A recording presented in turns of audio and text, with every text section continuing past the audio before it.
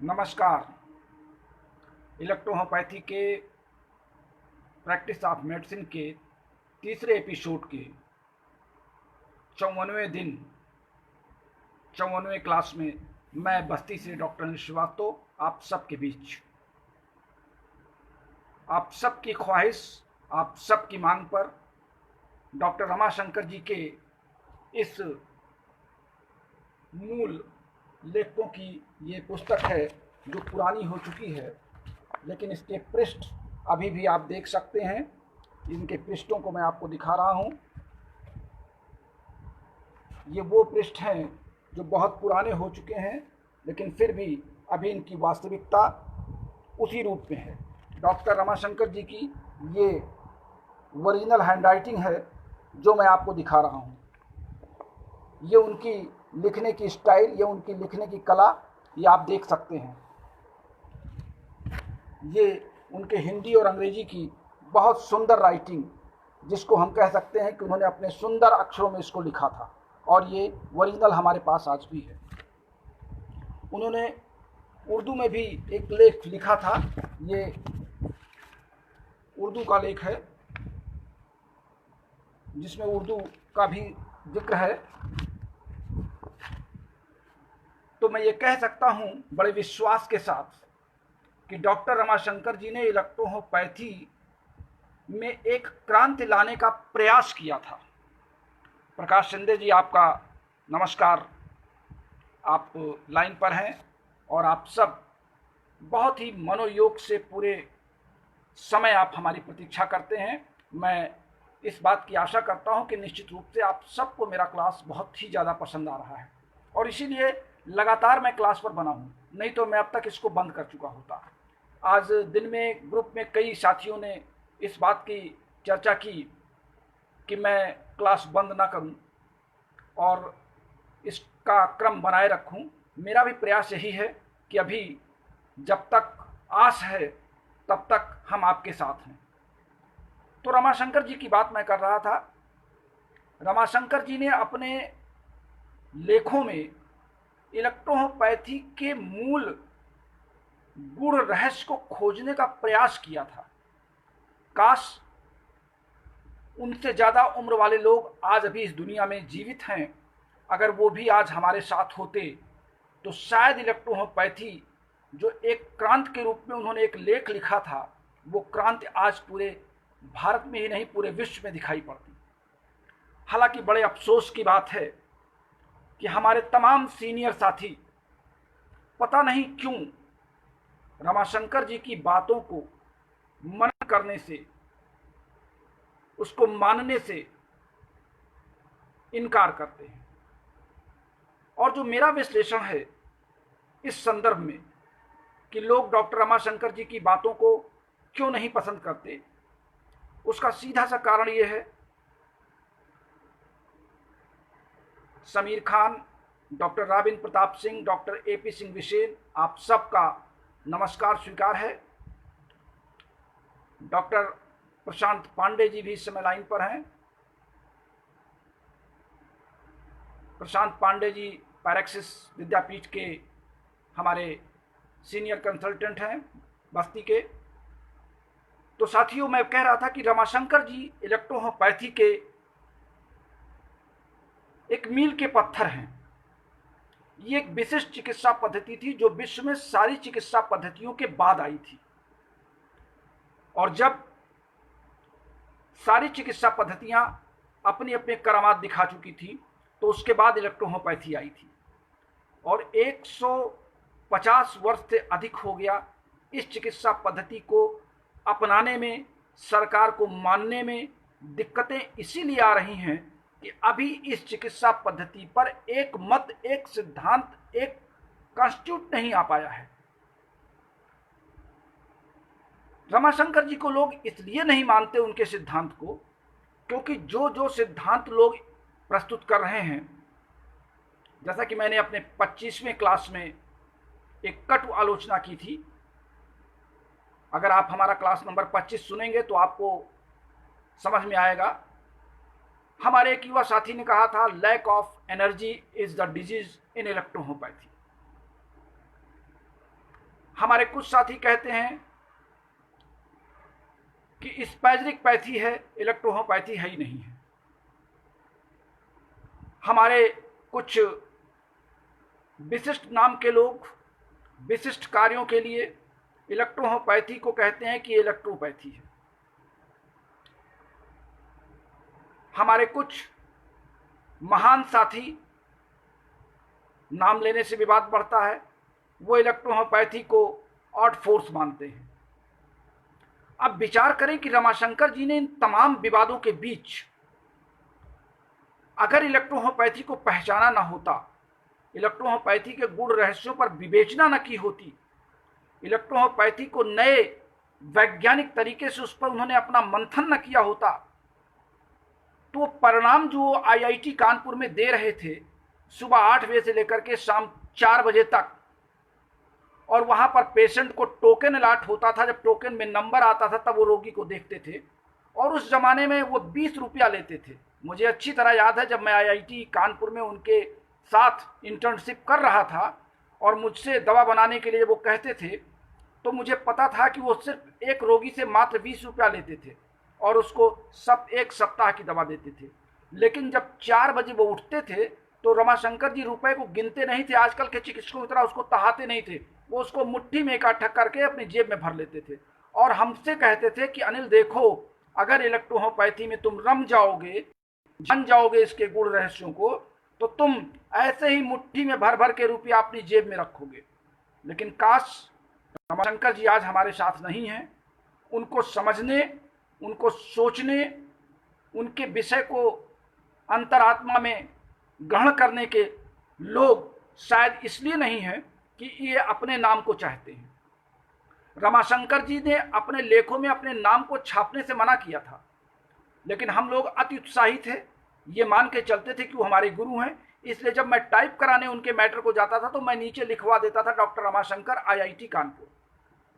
बाद में जब मैं उनके सामने रखता था तो वो मुझसे नाराज जरूर होते थे, लेकिन ये मान के संतोष कर लेते थे कि ये मेरा प्रिय शिष्य है, ये जो भी कर रहा है ठीक कर रहा है।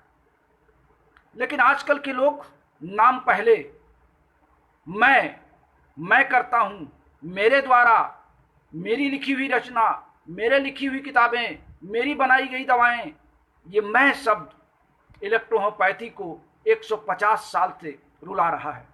और इलेक्ट्रोहोपैथी संभवतः अभी इन सभी मैं वालों के मकड़ जाल में जकड़ी हुई है।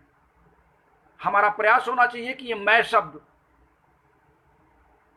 या हम शब्द से दूर लोगों को हटना होगा, और इलेक्ट्रोहोपैथी को अगर एक चिकित्सा विधि के रूप में स्थापित करना है तो स्वाभाविक रूप से मंथन करना होगा कि रमाशंकर जी ने जो आज से 30 साल 50 साल पहले विश्लेषण किया था वो निश्चित रूप से सत्य है।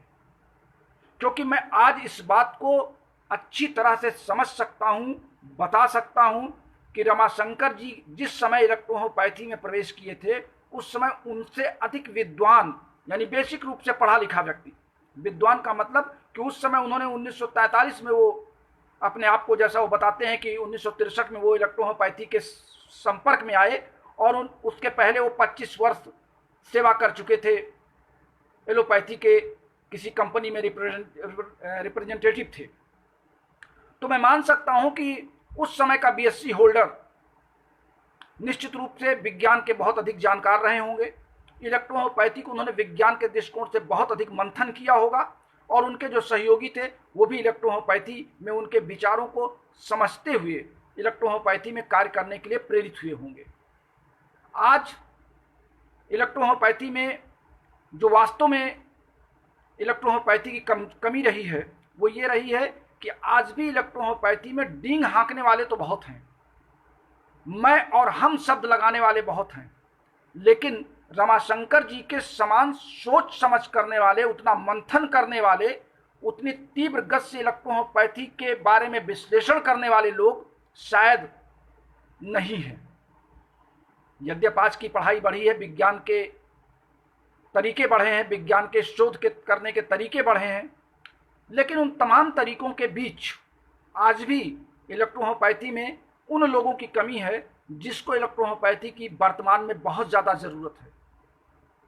इलेक्ट्रोहोमोपैथी में अब संस्थाएं बहुत चल गई, प्रयोग बहुत हो गए, विद्यार्थी बहुत बन गए, चिकित्सक के रूप में बहुत लोग उभर के सामने आ गए, लेकिन अभी भी जो चिकित्सक बने हैं उनमें से मात्र, अगर आप वास्तव में भारत सरकार सही सही आंकड़ा देखना चाहे, doctor RP Saini ji, doctor Brijkishore Sharma ji, robin Pratap Singh ji, Ajit Kumar Suman ji, आप सब लाइन पर हैं। आप सबका बहुत बहुत धन्यवाद। और मैं ये कामना करता हूं कि आप सब मेरे इस लेक्चर को बड़े मनोयोग से सुन रहे हैं, तो निश्चित रूप से इसका सार भी आप निकाल रहे होंगे। मैं चर्चा कर रहा था कि इलेक्ट्रोहोमोपैथी में डॉक्टर रमाशंकर के समान अगर वर्तमान में हमको 4-5 मंथन और चिंतन करने वाले अच्छे विज्ञान के जानकार मिल जाएं, तो इलेक्ट्रोहोमोपैथी अपने उस मुकाम तक पहुंच जाएगी जहां उसको हम पहुंचाना चाहते हैं। मैं किसी की आलोचना नहीं करता, मैं किसी को क्रिटिसाइज नहीं करता, लेकिन अगर देखिए इलेक्ट्रोहोमोपैथी को अंग्रेजी भाषा में मोटी मोटी किताबों में या अंग्रेजी में बोल करके अपने आप को बहुत बड़ा इलेक्ट्रोहोमोपैथ साबित करना, ये इलेक्ट्रोहोमोपैथी नहीं है। इलेक्ट्रोहोमोपैथी वो है जहां पे उसके सिद्धांत वैज्ञानिक आधार पर साबित करके बताए जा सकें। इलेक्ट्रोहोमोपैथी को आप किसी भी भाषा में कहें, आप अपनी मातृभाषा में कहें, लेकिन उसके मूल सिद्धांत की गूढ़ रचना को समझिए। रमाशंकर जी ने सिर्फ एक बात पर अपना मंथन किया था कि अगर ये दवाएं इलेक्ट्रोहोमोपैथी में बहुत तीव्र गति से कार्य करती हैं, तो आखिर इन दवाओं में है क्या, ये किस रूप में हमारे शरीर में प्रवेश करती हैं। हमारे एक विद्वान साथी ने, नाम तो मैं नहीं लूंगा क्योंकि नाम से ही गड़बड़ी होती है, हमारे एक विद्वान साथी ने कई बार इस बात को कहने का प्रयास किया कि उन्होंने अपनी दवाएं जापान में, अमेरिका में, स्वीडन में वैज्ञानिकों से टेस्ट कराया, और वो वैज्ञानिक बड़े चकित तरीके से इस इलेक्ट्रोहोमोपैथी की औषधियों को टेस्ट करने के बाद उनसे कहने लगे कि मैं समझ नहीं पा रहा हूं कि इन औषधियों में है क्या। अब मेरी समझ में ये नहीं आता है कि जहां जिस लैब में उन्होंने टेस्ट कराया, क्या उस लैब में उन औषधियों के अंदर वनस्पति कोशिकाओं के एंजाइम्स को पकड़ने की कोई कला, वहां मैनेजमेंट वहां नहीं था। वनस्पतियों की कोशिकाओं में प्रोटीन, कार्बोहाइड्रेट, न्यूक्लिक एसिड के होते हैं, और ये एंजाइम्स उन वनस्पति कोशिकाओं की भौतिक क्रियाओं की क्रियाविधि को एक निश्चित दशा तक नियंत्रित करते हैं एज ए कैटालिस्ट। और चूंकि मानव कोशिका और वनस्पति कोशिका दोनों समान होती हैं, ऐसी दशा में हम समझ सकते हैं कि वनस्पति कोशिकाएं हमारे शरीर में जब औषधि के रूप में प्रवेश करती हैं, तो हमारे शरीर की कोशिकाओं में जहां पे एंजाइम्स की मात्रा कम या ज़्यादा होती है, वहां पे जाके उनकी क्रियाओं को प्रभावित करती हैं, उनकी क्रियाओं को जाकर के नियंत्रित करती हैं, उनकी क्रियाओं को एक्टिवेट करती हैं, लेकिन उस क्रिया में भाग नहीं लेती, क्योंकि एंजाइम्स कभी भी क्रिया में भाग नहीं लेते। जहां पे ये औषधियां टेस्ट कराया हमारे विद्वान साथी ने, उन्होंने इलेक्ट्रोहोमोपैथी की औषधियों को तीव्र गति से कार्य करने वाली विधि पर कोई व्याख्या नहीं किया। उन्होंने आज तक ये नहीं बताया कि ये दवाएं हमारे शरीर में तीव्र गति से कार्य क्यों करती हैं। और इसका सीधा जीता जागता उदाहरण है कि जब ये औषधियां हमारे न्यूरॉन्स पर पड़ती हैं, न्यूरॉन्स मीन हमारे तंत्रिका कोशिकाएं जिन्हें हम न्यूरॉन कहते हैं, तो जब ये न्यूरॉन्स पर पड़ती हैं तो तीव्र गति से 1/300 सेकंड में इनका कार्य हमारी तंत्रिकाओं के ईसीएफ से लेकर के टिश्यू फ्लूइड तक होने लगता है। यानी जो एक्सोप्लाज्म है, एक्सोप्लाज्म के बाहर ईसीएफ है और ईसीएफ के अंदर एक्सोप्लाज्म है, बाहर सोडियम आयन की मात्रा ज़्यादा है, अंदर सोडियम आयन की मात्रा कम है और पोटेशियम आयन की मात्रा ज़्यादा है।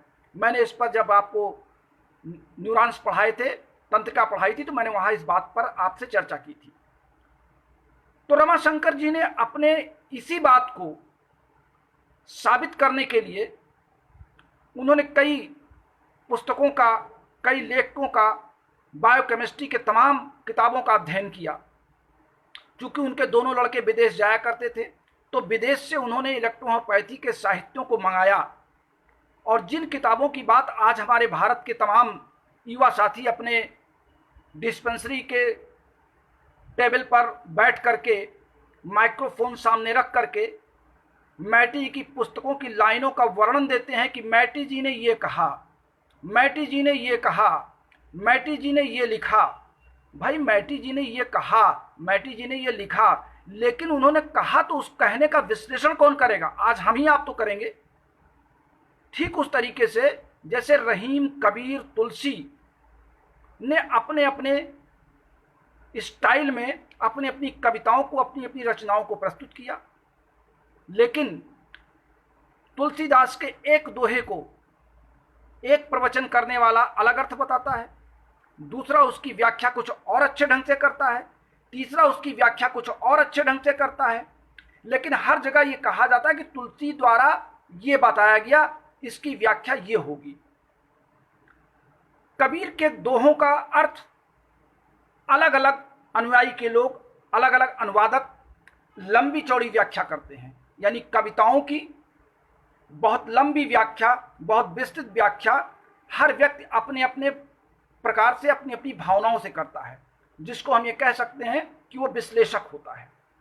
ठीक उसी प्रकार मुझे आज इस बात का बहुत गर्व हो रहा है कहने में कि डॉक्टर रमाशंकर जी ने मैटी जी की किताबों को खूब पढ़ा, उनकी एक एक लाइनों को अंडर कोटेड किया, और उन लाइनों का विश्लेषण करते हुए अंत में उन्होंने ये रिजल्ट दिया कि इलेक्ट्रोहोम्योपैथी को इलेक्ट्रोहोम्यो शब्द से मैटी जी ने शायद इसीलिए रखा होगा कि इलेक्ट्रो शब्द अर्थात बॉडी के अंदर कोशिकाओं में इलेक्ट्रॉन की जो गति होती है, जो मूवमेंट होता है उनके कार्य करने का, वो इतना तेज होता है जिसको हम आंक नहीं पाते, पकड़ नहीं पाते हैं। इस नाते इसकी गति को इलेक्ट्रो शब्द से उन्होंने जोड़ दिया, इसीलिए बहुत तीव्र गति से कार्य करती है।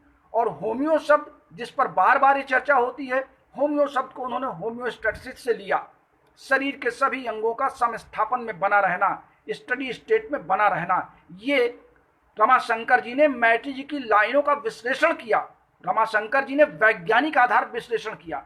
मैटी जी ने अपनी बातों को जो लिखा था ठीक उसी तरीके से, जैसे मैंने आपसे कहा, कबीर, तुलसी, रहीम के दोहों को लिख करके कबीर जी चले गए, लेकिन आज मगहर में आप चले आइए, कबीर के एक एक दोहों पर 500-500 पेज की पुस्तकें लिखी गई हैं सिर्फ एक एक दोहे की व्याख्या करते हुए।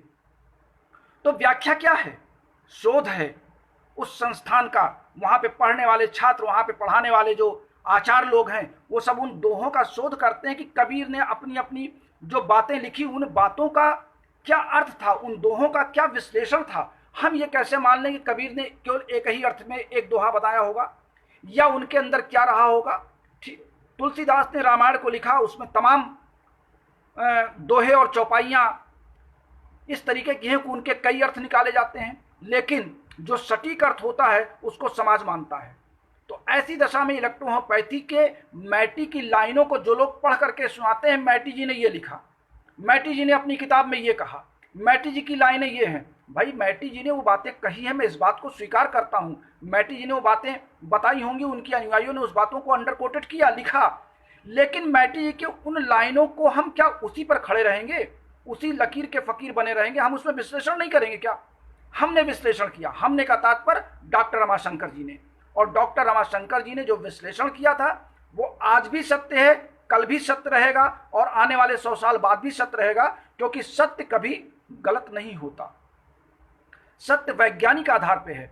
मैं आज भी इस बात को बड़े दावे के साथ कहता हूं कि मैं अपनी तरफ से तो नहीं जाऊंगा, लेकिन यदि हमारे कुछ साथी मुझे सरकार के समक्ष प्रस्तुत करते हैं तो मैं अपनी बातों को पूर्ण रूप से उनको समझाने का पूरा प्रयास करूंगा, और उनको ये बताऊंगा कि इलेक्ट्रोहोम्योपैथी एक वैज्ञानिक चिकित्सा प्रणाली है, जिसका वैज्ञानिक आधार है, जिसकी औषधियां एंजाइम्स के रूप में ही हमारे शरीर में कार्य करती हैं, एंजाइम्स के सारे नियमों का ये पालन करती हैं। जहां पर कोई विसंगति होगी वहां पर हम आपस में चर्चा कर सकते हैं, हमारे तमाम साथी बार बार कहते हैं कि आप आईडीसी कमेटी के पास क्यों नहीं गए। भाई आईडीसी कमेटी के पास जाने का मतलब क्या है? जब मैं देख रहा हूं कि अब मैं भी वहां पे अपनी लाइन लगा लूं।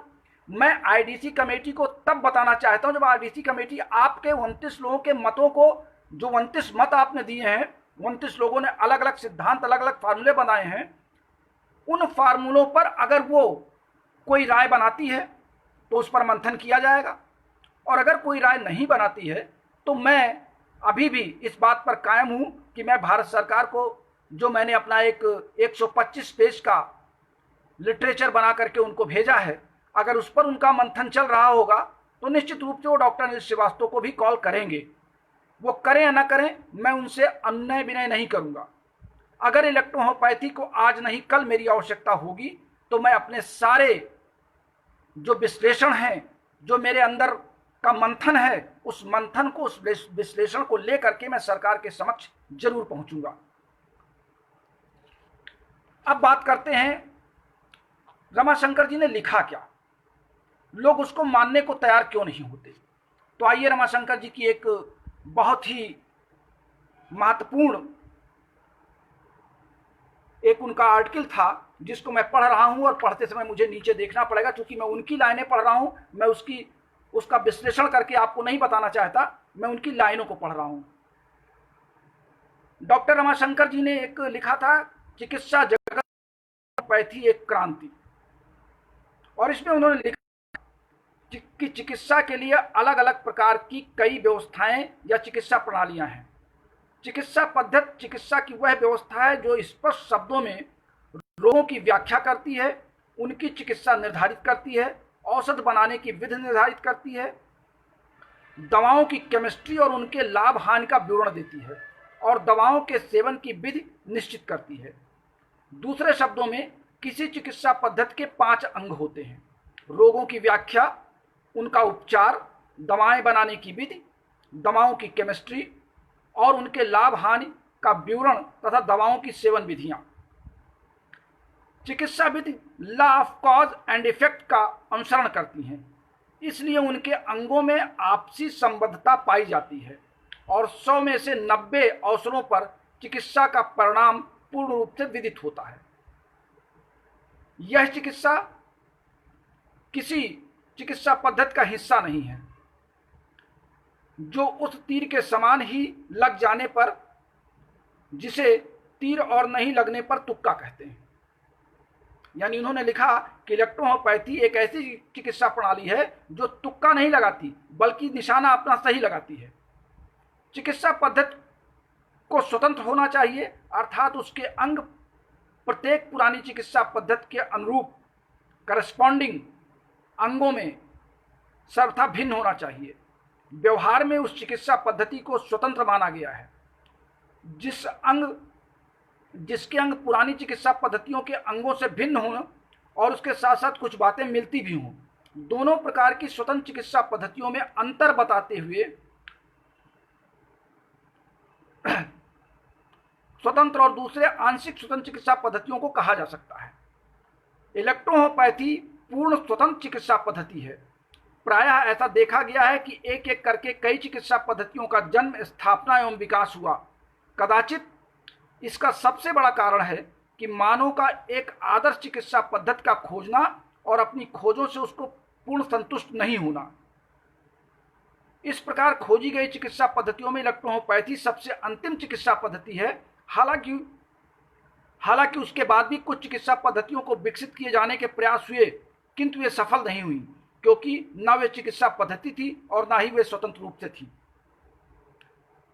इलेक्ट्रोहोम्योपैथी से संबंधित 3 घटनाएं हैं जो चिकित्सा पद्धतियों में इलेक्ट्रोहोम्योपैथी को विशेष स्थान देने के लिए विवश करती हैं। ये महत्वपूर्ण बात रमाशंकर जी ने लिखी है कि 3 ऐसी बातें हैं जो चिकित्सा पद्धति में इलेक्ट्रोहोम्योपैथी का विशेष स्थान देती हैं। उन्होंने पहली बात लिखी कि इलेक्ट्रोहोम्योपैथी की स्थापना उस समय हुई जब अन्य चिकित्सा पद्धतियां अपनी जड़ें मजबूत कर चुकी थी।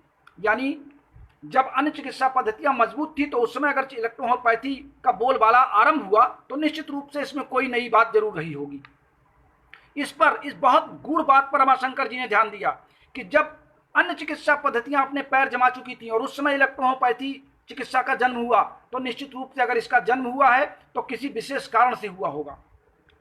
दूसरी बात उन्होंने लिखी कि इलेक्ट्रो के वर्षों से बड़ी बड़ी खोजें हुई, मगर इलेक्ट्रो जो आदर्श चिकित्सा पद्धति के निकट हो ऐसी चिकित्सा पद्धति की खोज नहीं हो सकी। यानी कई 100 वर्षों में कई चिकित्सा पद्धतियां आई, लेकिन इलेक्ट्रोहोम्योपैथी से अधिक कारगर चिकित्सा पद्धति की खोज इलेक्ट्रोहोम्योपैथी के समानांतर नहीं हो पाई। और तीसरी बात उन्होंने विश्लेषण में लिखा कि इलेक्ट्रोहोम्योपैथी को उखाड़ फेंकने भीतरी और बाहरी विघटनकारी शक्तियों का बराबर अभाव रहा है। उससे प्रेरणा न पाने वाले की संख्या निरंतर बढ़ी है। इन घटनाओं पर विचार करने पर इलेक्ट्रोहोम्योपैथी से बढ़कर आदर्श चिकित्सा पद्धति के निकट न आज तक कोई चिकित्सा पद्धति दिखाई पड़ी है और न कल दिखाई देने की उसकी आशा है। यानी रमाशंकर जी ने इस बात को क्लियर किया कि इलेक्ट्रोहोम्योपैथी के समानांतर अन्य चिकित्सा पद्धतियों के विद्वान विरोध में उतरे और विरोध में जो आगे बढ़ता है, जो आगे नहीं बढ़ेगा उसका विरोध होना ही नहीं है। जो अपना मुंह ही नहीं खोलेगा उसके आलोचक कहां से आएंगे? जो मुंह खोलेगा उसी के आलोचक होंगे। तो इलेक्ट्रोहोम्योपैथी अपने उस रूप में आई थी जब विभिन्न चिकित्सा पद्धतियां कारगर थीं और उनके कारगर के बीच इलेक्ट्रोहोम्योपैथी का पदार्पण हुआ था। रमाशंकर जी आगे लिखते हैं कि इलेक्ट्रोहोम्योपैथी संबंधित घटनाएं मात्र संकेत करती हैं कि इलेक्ट्रोहोम्योपैथी केवल एक चिकित्सा पद्धति ही नहीं अपितु एक विशेष चिकित्सा पद्धति है। लेकिन इलेक्ट्रोहोम्योपैथी के अंगों का अध्ययन एवं दूसरी चिकित्सा पद्धतियों के अनुरूप अंगों से उनकी तुलना करने वालों के सामने एक ऐसी चिकित्सा पद्धति के रूप में खड़ा है जो बेजोड़ है, तथा यह चिकित्सा जगत में एक क्रांति है। चिकित्सा पद्धतियों के अंगों पर दृष्टि पड़ते ही वे दो वर्गों में विभक्त हो जाती हैं। एक पूर्ण स्वतंत्र चिकित्सा पद्धतियों का है जिसमें इलेक्ट्रोहोम्योपैथी को छोड़कर अन्य चिकित्सा पद्धतियां हैं। चिकित्सा पद्धतियों में विभिन्न अंगों का तुलनात्मक अध्ययन शुरू करने के पहले रोग लक्षणों पर विचार कर लेना चाहिए, क्योंकि सभी चिकित्सा पद्धतियां इलेक्ट्रोहोम्योपैथी को छोड़कर बहुत महत्व दे रखा है उन्होंने लक्षणों को। सीमित अर्थों में रोग के लक्षण हैं जिन्हें वो रोगी अनुभव करता है, जिनसे पीड़ित होकर के वह चिकित्सा की खोज करता है।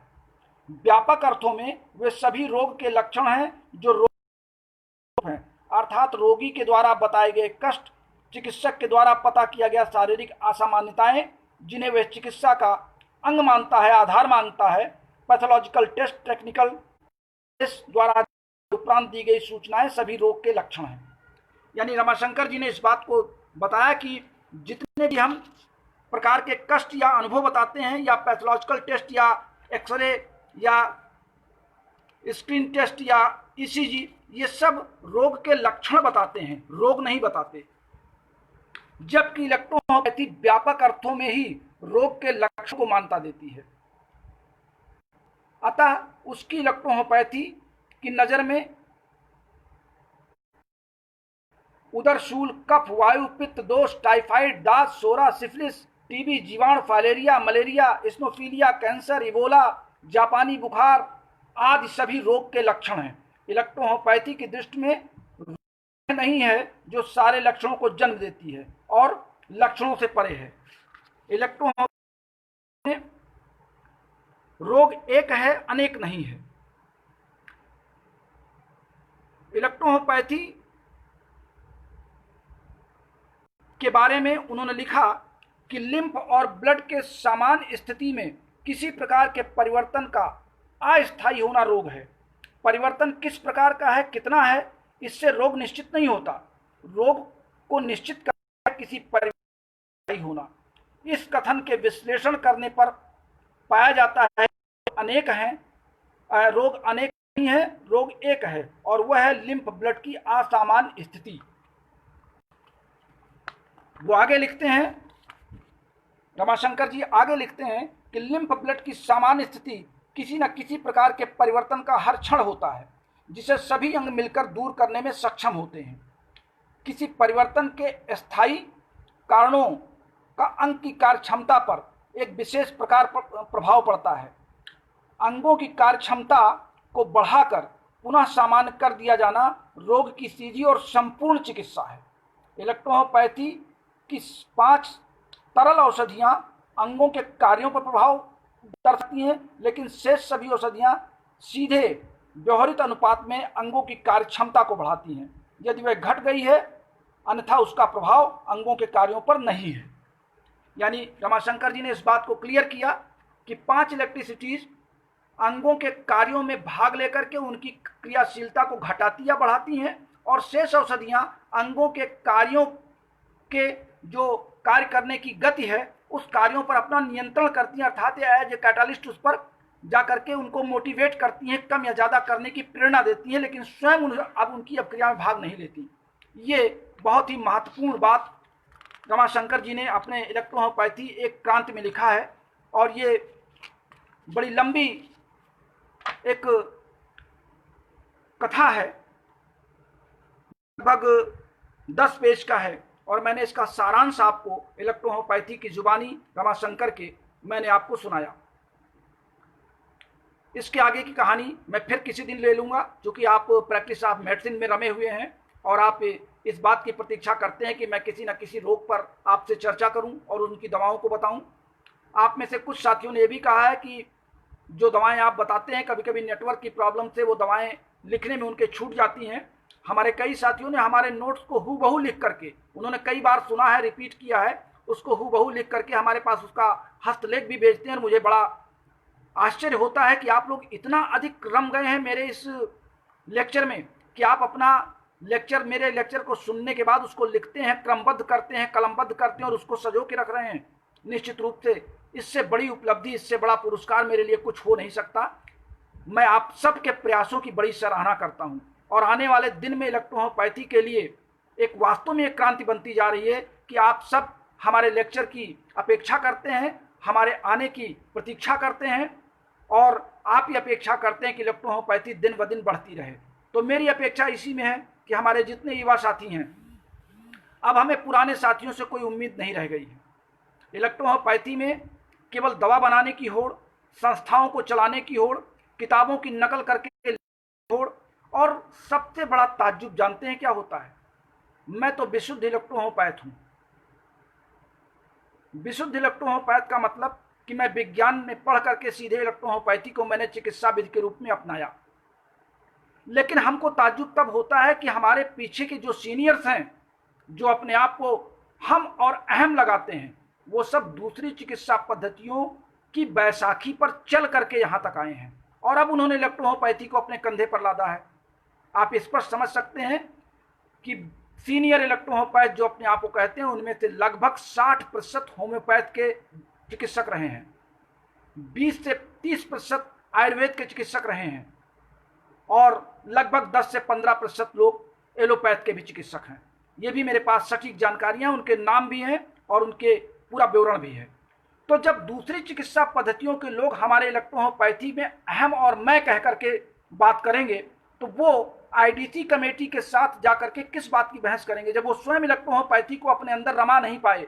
वो दूसरी पैथियों से भाग भाग के क्यों इलेक्ट्रोहोम्योपैथी को अपना बिजनेस बनाने आए कि इसमें लोग मूर्ख होते हैं, लोग समझ नहीं पाते, इनको चाहे जो बता दो, इनको चाहे जो समझा दो, चाहे जो दवा की शीशी पकड़ा बता दो, ये सब उसी को मानते चले जाएंगे।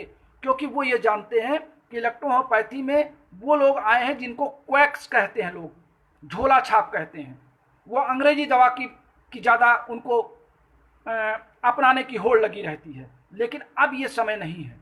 अब समय इलेक्ट्रोहोम्योपैथी में इलेक्ट्रोहोम्योपैथी से प्रैक्टिस करने वालों की एक लंबी कतार दिखाई पड़ रही है, और जितने साथी हमारे इस ऑनलाइन पर लगे हुए हैं, ये सब उस लंबी कतार के एक एक कड़ियां हैं जो आगे आने वाले इलेक्ट्रोहोम्योपैथी के युद्ध समर में अपने आप को एक एक सैनिक के रूप में साबित करेंगे। मैं इन सारे इलेक्ट्रोहोम्योपैथी के सैनिकों का सम्मान करता हूं, अभिवादन करता हूं कि ये खुल करके आएँ और पुराने जो बैसाखियों पर चल के हमारे इलेक्ट्रोहोम्योपैथी में आए उनका बहिष्कार करें।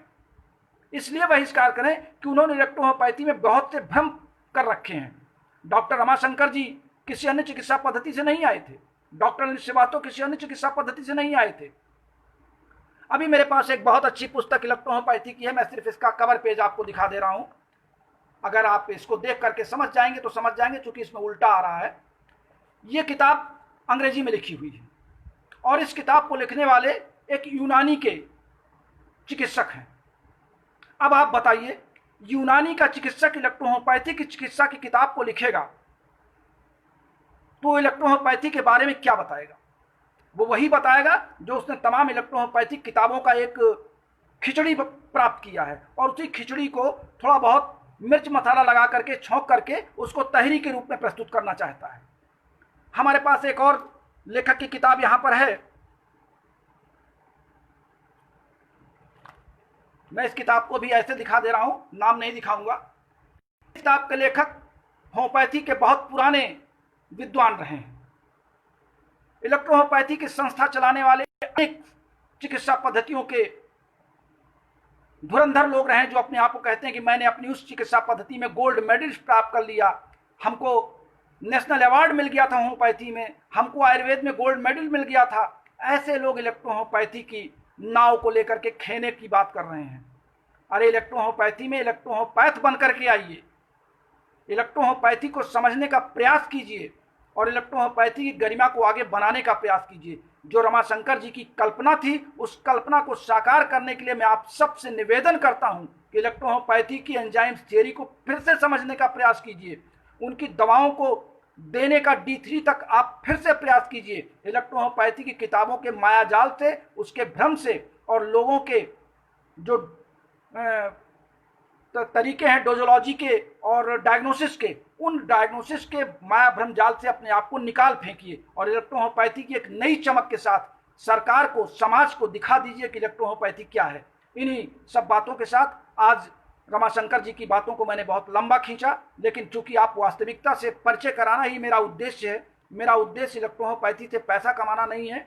इलेक्ट्रोहोम्योपैथी को सच्चे रूप में मैंने अपनाया है। मैं इलेक्ट्रोहोम्योपैथी का दीपक जला रहा हूं, जिसके आप सब लौ हैं, आप सब प्रकाश हैं। इसका प्रकाश बनाए रखिए। मैं तेल डालने के लिए बैठा हूं दीपक लेकर के। बस आप आने वाली आंधियों से हमारे दीपक को बुझने मत दीजिए। इन्हीं शुभकामनाओं के साथ आप सबका बहुत बहुत धन्यवाद। नमस्कार, शुभ रात्रि।